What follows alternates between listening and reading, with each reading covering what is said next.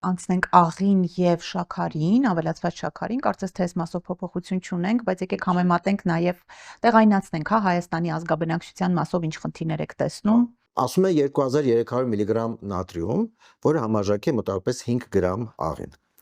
Օրական թույլատրելի առավելագույն քանակն է։ 5 գրամ։ Այո։ Բոլոր աղբյուրներից ստացած։ Միջին հայը իմ գործընկերները շատ լուրջ հետազոտություն են արել անցած տարի եւ արդյունքներն արդեն հասանելի են, ստացել են արդյունք, որ միջին հայը 11 գրամից ավել աղ է օգտագործում։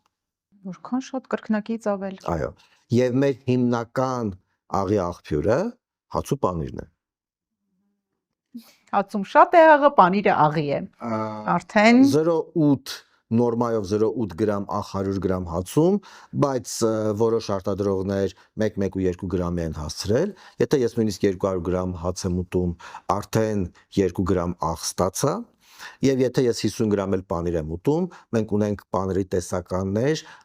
որտեղ 100 գրամի մեջ 8-ից 10 գրամ աղ է։ Այսինքն 50 գրամի մեջ 4 գրամ աղ, 2-ին գումարը 4, 6, արդեն առավելագույն թույլատրելից ավել է մենակ հաց ու պանիրով։ Էլ չհաշված, որ մանավանդ սեզոնային այդ թթուները եւ այլն շատ աղի, մենք շատ սիրում ենք աղի ձողիկներ, երեխաների ձեռքը տալ, խաչապուրիներ եւ այլն, այդ ամեն ինչի չիփսեր, ամեն ինչը իրար հետ գումարած,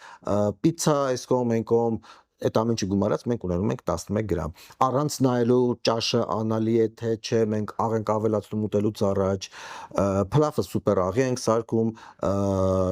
չգիտեմ, ձուն անպայման աղով ենք ուտում, աղցանի մեջ ավելացնելով փոխանակ ասենք օրինակ կիտրոնի հյութ ավելացնենք, այլ համեմունքներ, որ իջեցնի աղի պահանջը, մենք անընդհատ աղ ենք ավելացնում։ Ինչ հետևանքներ է թողնում օրգանիզմի վրա 12 գրամ աղը։ 12 գրամ աղ օրինակ պատճառներից մեկն է, որ մենք ունենք 45+ տարիքում, ներողություն 50+ տարիքում գրեթե կեսը ունեցել է գոնե մեկ հիպերտոնիկ կրիզ։